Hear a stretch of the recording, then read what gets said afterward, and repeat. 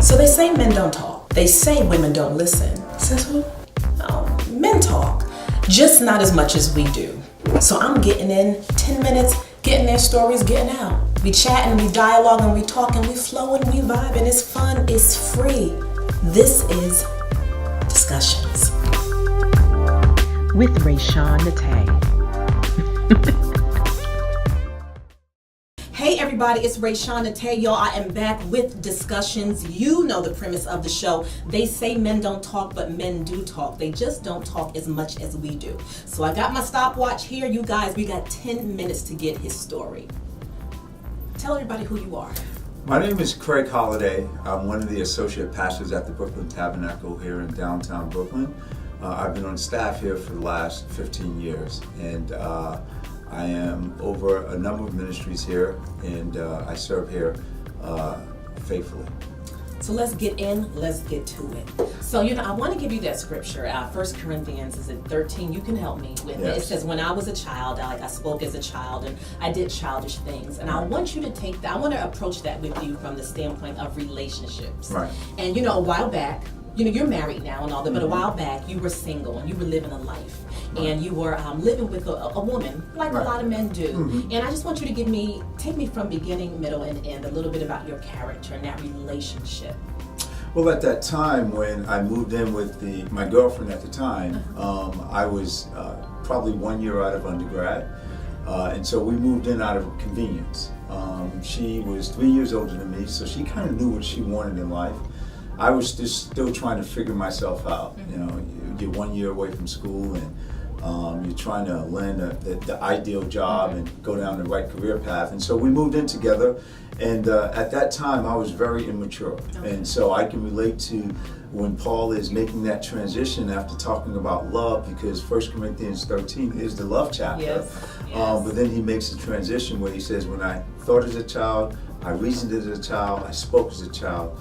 He goes through that. He says, but I put childish things away.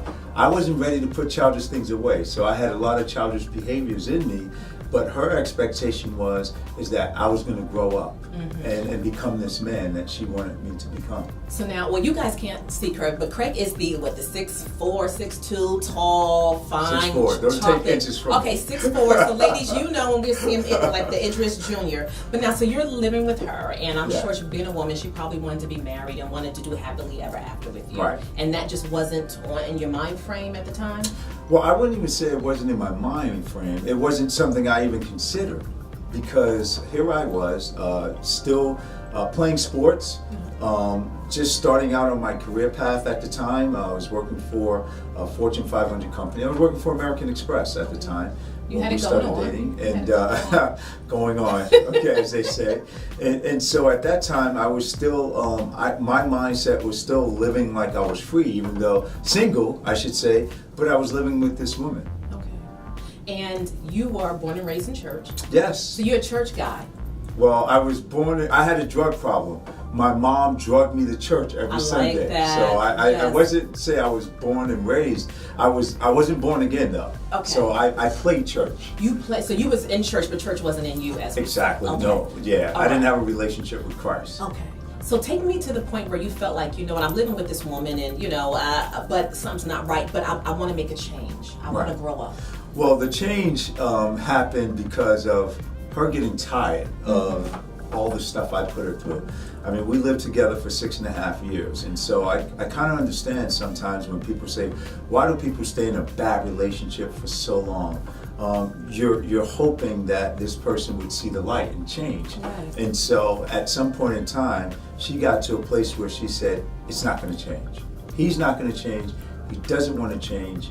And so she decided it'd be best if I move out. And so she moved out.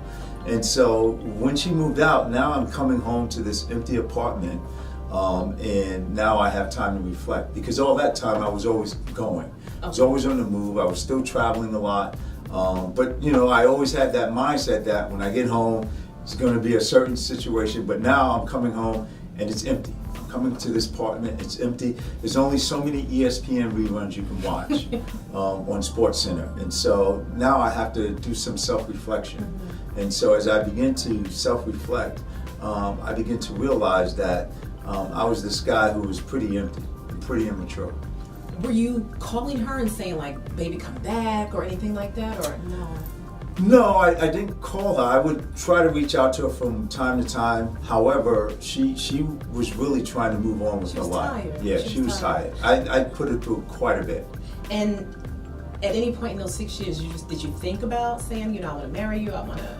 I considered it, Okay. but being that I was still reasoning and speaking like a child and acting like a child, I never took it any further than actually going and getting a ring or anything like that. It was just really a fleeting thought that came once in a while, and when I would do something wrong, or get caught in my mess, I try to make amends that way and say, we're gonna get married and stuff, but that was just an excuse I was giving her, just to keep her right. Yeah. Now, did you know in your heart she wasn't the one? Well, you know what? I can't even say that, Okay. because my heart was very dark. Okay. Yeah, I was in a real dark place. I was in a really dark place when it comes to feelings and emotions. I had none. Okay. And that was probably one of her biggest challenges, because I was this really, she considered me a very cold and calculating guy. So different from the Craig that I know today. Now take me to the moment where you said, you know what, there was change. I think you were, maybe tell me about the conversation you had with your mom. Well, what had happened before that conversation, I was sitting home one night in the apartment, and I went and grabbed this, well, they weren't DVDs, it's VHS. If any of you know that, I'm dating myself. Yes. Yeah, and it was actually a VHS of a T.D. Jakes' Manpower. It was his original. And the people who purchased it for me was my mom and your mom. Yes. They gave it to me, and they had given it to me 2 years prior. Okay. I had never looked at it, tossed it in my the shelf where the TV sat on, and I just happened to take it out of the cellophane and put it in the VHS and started watching it. And in that Manpower series that Bishop T.D. Jakes was doing, he was talking about the baggage men carry and the things that we have never faced up and talked about and addressed in our lives, and how those things keep us from walking out our lives the way God has called us to walk them out.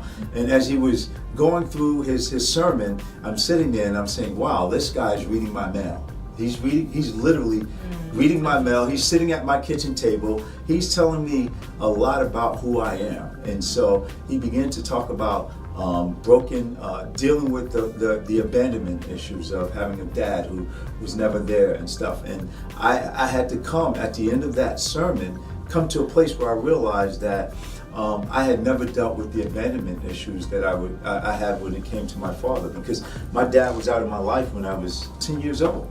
So you think that was the basis of maybe how you treated women in the past? Oh, yeah.